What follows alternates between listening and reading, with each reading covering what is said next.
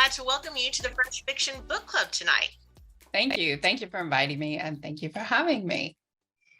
Now, to start off, let's go with an easy question. For our readers who aren't familiar with you, can you tell us a little bit about yourself and how did you first get started writing? Yes, I write thrillers. They're typically thrillers that are sometimes they're called domestic thrillers, sometimes relationship thrillers. I don't know what the subgenre is being called these days, but my first book, My Lovely Wife, came out in 2019. And this is my fourth book, A Twisted Love Story, which just came out a week ago. And before I was published, I was writing for about 20 years and just as a hobby. And the book that was published, My Lovely Wife, was the 12th book that I wrote. And that was the one that was first published. So I wrote for a very long time, just because I liked it and because I enjoyed it. And it was a fluke that I even got published. I was not submitting my work anywhere. I honestly didn't think it was good enough to be published. Even 12 books in, I did not think it was good enough. But somebody else did, and they submitted it for me. And I ended up getting an agent and a book contract in the course of a month. Like everything changed. So it was really a fluke. Otherwise, I'd still just be writing and not publishing. Well, who was it that submitted it for you? Was it a friend, family? I was in a critique group, and there was someone there who in the critique group who loved My Lovely Wife, and she knew somebody who went to high school with somebody who became an agent in New York. So she sent it to her friend, who sent it to the guy in New York, and he does not even represent this kind of work. He did nonfiction. So he said, I don't represent this, but here's the name of somebody who does fiction like this, and sent it to her. And then she became my agent, and she sold the book in 2 days. Oh, wow. Yeah, it was a little crazy. But I think that's also a lesson for us a lot of times. I think it's something you see a lot with women where we keep on wanting to work on things and don't ever think it's quite good enough yet. And then when you actually get it submitted, it's like, oh, well, hey, this was great. I mean, if they're selling it within 2 days, I mean, that's crazy good. Yeah, and it also is a good example of the fact that there are no overnight successes. It only looks like they are. Everywhere, no matter what, everybody pays their dues. One way or another, everybody pays their dues. So I spent 20 years on the writing itself. Other people spend years trying to get an agent, doing the querying, going through the whole rejection thing. Everybody pays their dues. Nobody is lucky enough to be an overnight success when it comes to writing, because you have to actually know how to write. True. Yes. And during that time when you were honing your craft, I mean, were you always focused on thrillers, or did you jump around to different genres, different stories? Were they always complete books, or did you start things and then abandon them? It was all different genres, but I grew up reading thrillers, so I eventually came back around to thrillers. And I am a pantser. I'm still a pantser. I don't plot. I don't outline. I don't do anything. So that's the way I did it. I didn't know any better. I never studied writing. I don't know how the experts teach you how to do it. I just did it. And so it was totally self-taught by reading a lot and writing a lot. And I abandon things all the time. To this day, I abandon things because I'm a pantser. So it doesn't always go the way I want it to go. And then I throw it out. So it's, I write even today, I write far more than will ever get published because I throw it out. And as a reader, I'm always fascinated to hear when people are writing mysteries and thrillers that they are a pantser, because in my naive heart, sometimes I'm like, surely you have all this ironed out. And so if you're going along by the seat of your pants, basically, right? I mean, do you hit certain points in the story and you're suddenly like, oh, well, I've written myself into a corner, or, oh, wait, okay, I didn't see this person or this thing happening. And do you have to then go back and incorporate those elements earlier in your story?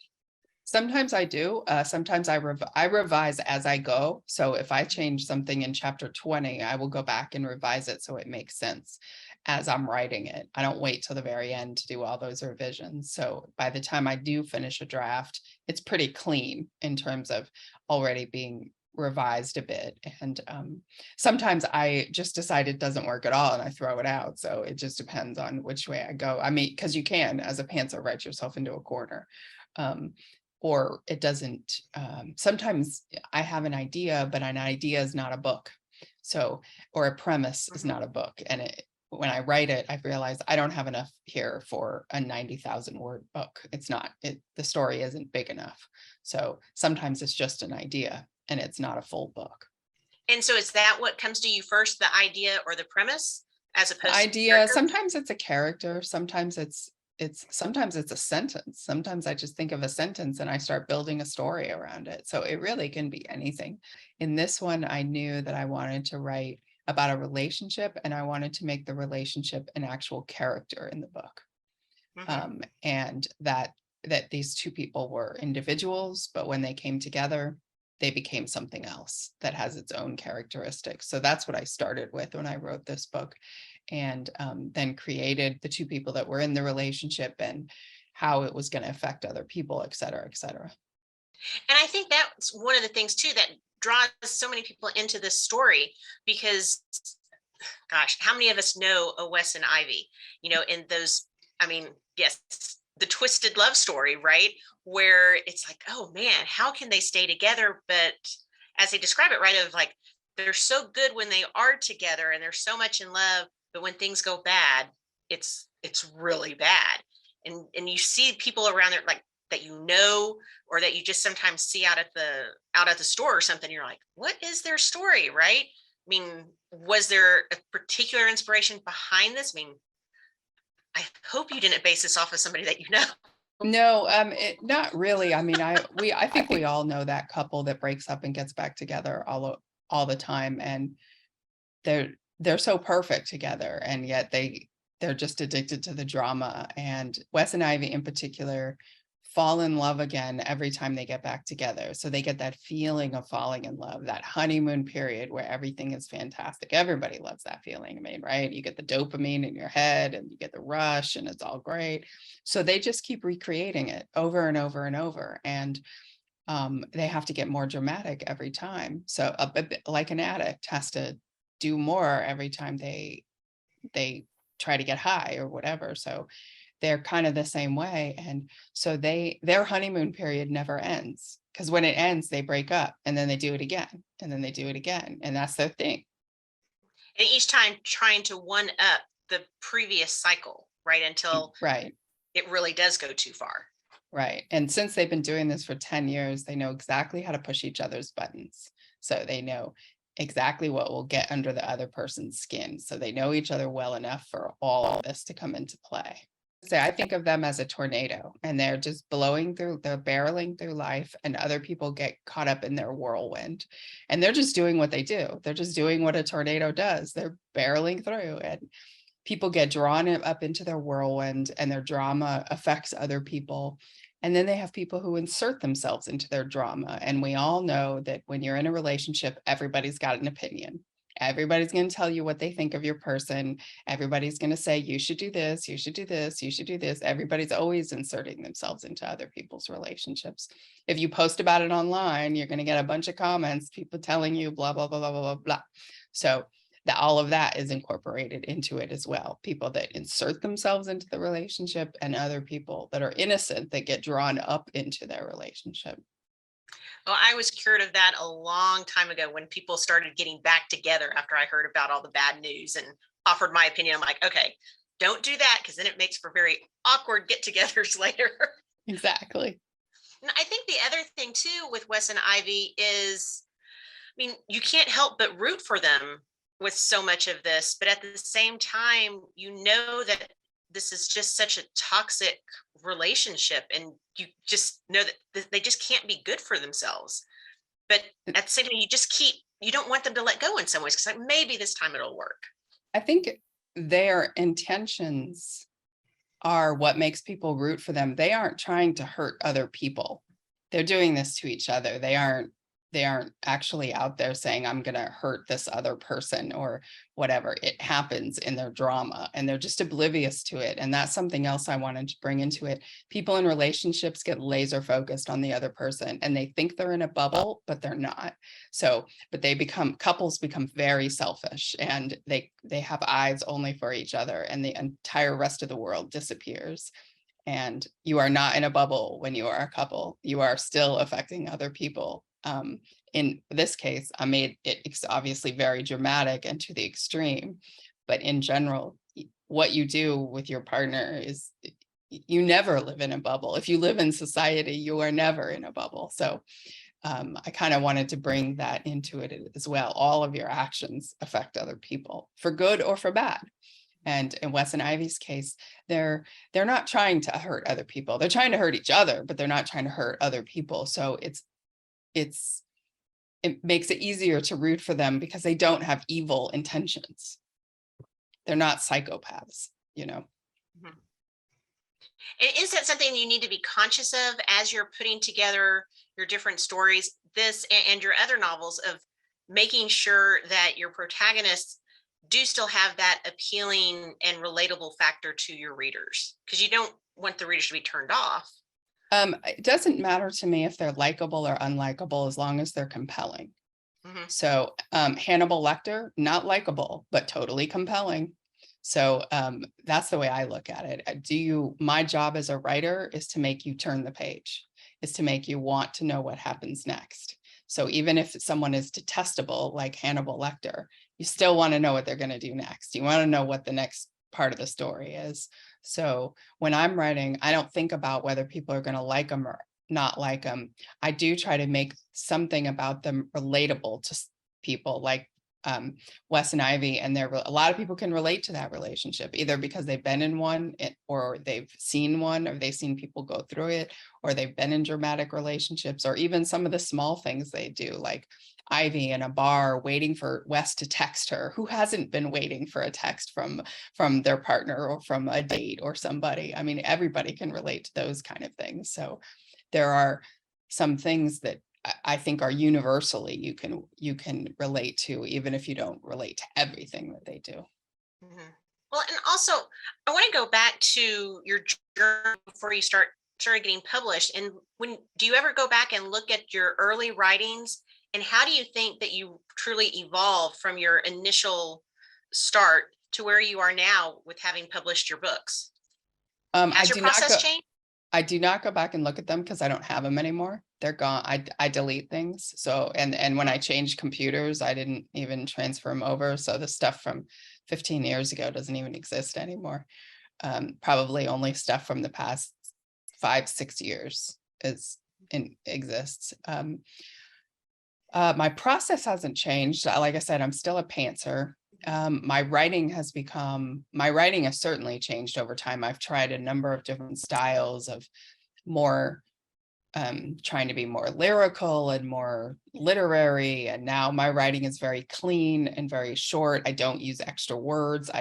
There's nothing extra in my books. I keep it very clean. I give you the information you need to know. And I try not to, and there's not much fluff in there. It turns out I'm not very good at fluff. So some people are very good at it, at doing descriptions and writing these vivid portraits of what something looks like, and I'm just not good at that. I really am not. So I try to play to my strengths instead. And also with this book, because we were talking about it earlier as to like exactly what kind of genre it is, for me, these tend to be very psychological type thrillers, as opposed to a lot of the some of the more traditional blood and gore type things where there's a lot of things on the page. But I think that's what also makes them so much more compelling, is again that there's so much where you're thinking about it and will able to kind of picture what is going on in those different scenarios. I mean, is that also part of the appeal of what the characters are thinking and how you're trying to manipulate that story of, okay, well, what else can we have go on here? So it's not necessarily always about the mystery, but how are the characters dealing with it, good or bad? Yeah, absolutely. That's the psychological element is what interests me the most. My books are not gory. None of them are. They don't have graphic sex. They don't even have profanity for the most part. I think the word damn is as far as I go in terms of profanity, just because it's not needed. I mean, you just like graphic. I don't write erotica, so I don't need graphic sex in my books. There's, it's just a different genre. My focus is in your mind.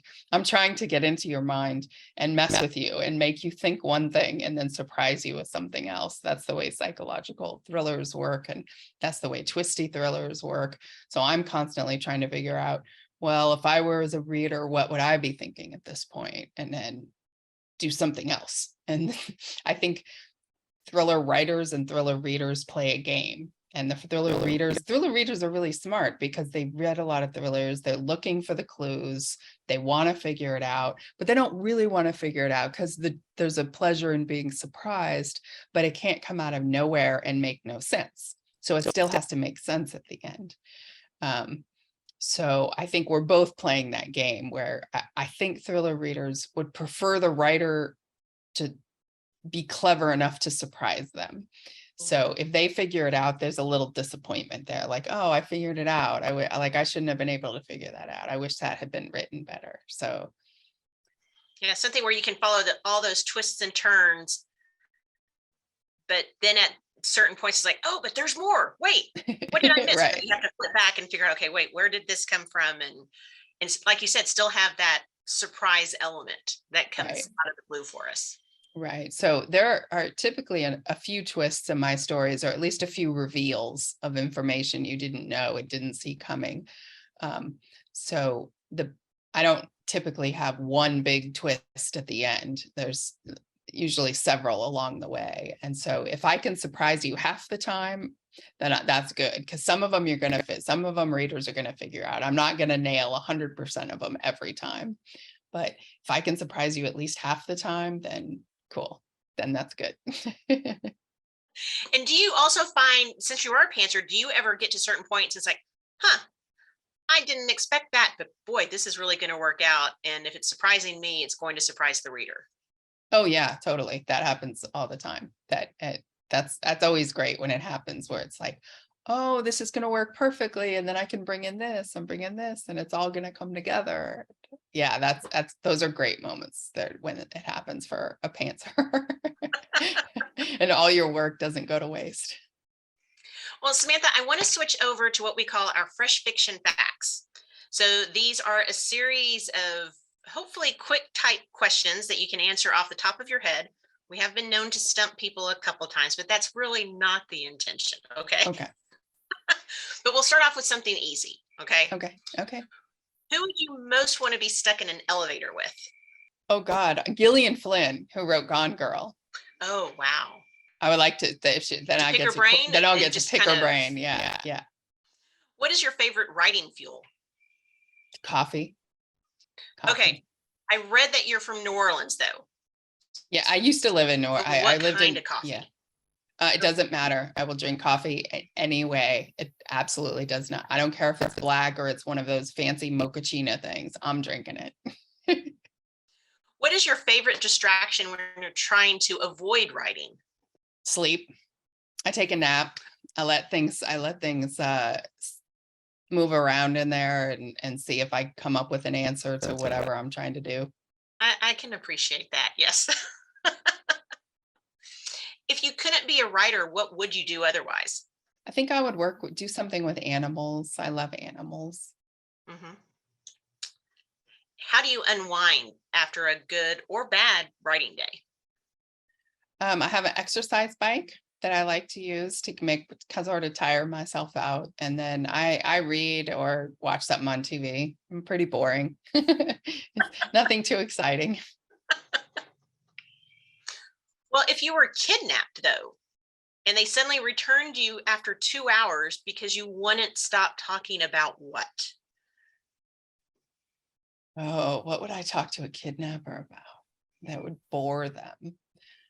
I would start talking about something super boring that they wouldn't want to hear. I would start listing statistics. I have this way of remembering, like, I'd be really good at something like Trivial Pursuit. I remember like random facts that just from researching books and random this, and I probably would just start, did you know that da da da da, did you know that da da da, that's what I would do. And they would be like, oh my God, make her stop.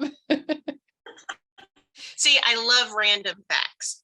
So are Yeah, these things that you just come yeah, I just across remember them. mostly in research or just otherwise? Yeah, it just might be from reading a newspaper article or just seeing something on TV. I just remember things, and I have a good memory, and it just sticks. And then I just pull it out at like the most inopportune moment. Like, did you know? Da, da, da, da, da. And it will have nothing to do with anything. But it's always like the good awkward icebreaker at that point, right? Yeah, Because if nothing else, people look at you strangely like, huh? Okay, well, where did that come from? right. I mean, it'd just be something random like, did you know the second fastest animal on the planet is the greyhound dog or something? I mean, it'd be like, With that, what is one of the most awkward situations that you found yourself in that you needed to pull out, either as a result of one of these random facts or that you pulled one of the random facts out to save yourself? I'm pretty awkward in most social situations where I don't know a lot of people. I'm not very good at like just being at a party where I don't know anybody. So I'll always say something awkward, or I won't say. I'll be standing in the corner just watching everybody. So because I won't know what to say. I'm not a small talky kind of person. So, other than random facts, what is something that you own a ridiculous amount of? Own a ridiculous books. I actually don't own, I just moved, so I don't own much of anything right now. I pretty much got rid of almost all of my belongings in life. I'm not a collector, and I don't buy a lot of things. So I would have to say books. And so, with clearing out things, the books that you kept, are they mostly research books or for fun reading books? No, mostly reading books, Mhm. mostly thrillers. A few that aren't, but mostly that's mostly what I read, just because you have to read your genre. You have to know what's out there. So What is your most dog-eared copy of a book? The one that you go back to time and time again? American Psycho by Bret Easton Ellis. I Wow. think the satire in that book is just hilariously brilliant. And there's a lot of gore in that book. You don't even have to read the gore. The funny parts of the book are the satirical parts, and it's just so brilliantly done. And it so captures the New York in the 80s, the Wall Street 80s, or what, the Wall Street Gordon Gekko era. It's hilarious. I think that book is hilarious. Well, and that's a great example too. I mean, with books like that, do you prefer sometimes the book, or do you like it when they do a movie adaptation? And do you then see the movie first or read the book first? Well, that one I read, the book was written years before it was adapted, so I had seen it first. I typically try to read the book first before I see the movie. When it's a certainly when it's a thriller, because then I can see what they changed in terms of the twists or the outcome or what have you. But sometimes they're good movies, sometimes they're not, and I prefer the book. It just depends. There's some really good ones out there. I mean, the Gone Girl movie was amazing, but the book was amazing too. So Mhm. And I think that's something that as readers, we're always debating about, yeah, right? And we love to be able to pick the different aspects apart. Why did they make that change? And what, but yeah, they left out this part. And then it's the debate of, well, which one really is better? yeah, exactly.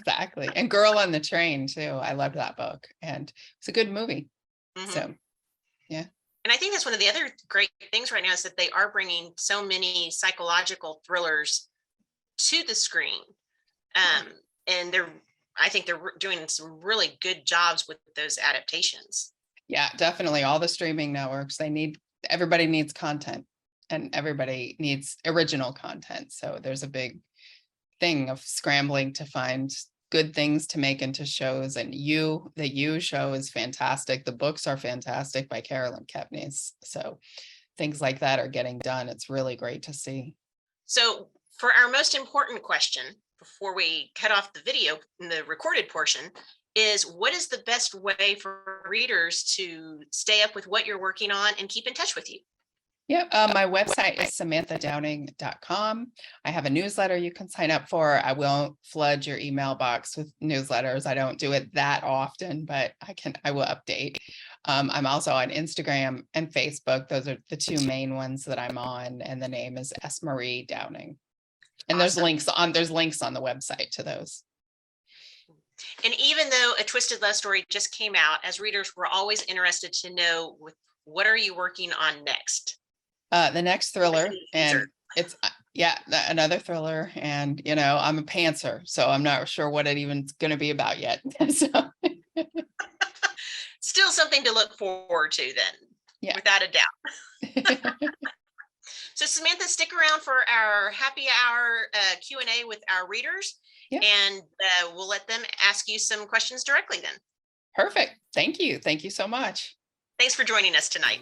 Absolutely.